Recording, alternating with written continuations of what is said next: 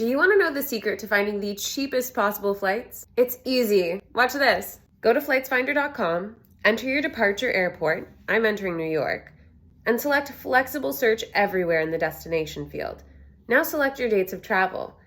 After that, select Flexible Dates and choose your degree of flexibility, either 3 days, either side of your travel dates, the whole month, or the entire year. I'll choose the whole year option. Then hit search. You'll now see a list of the cheapest destinations in the world departing from your airport. You can also refine this list by selecting direct or nonstop flights only. Once you've selected a flight, choose your dates in the calendar and select Show Flights.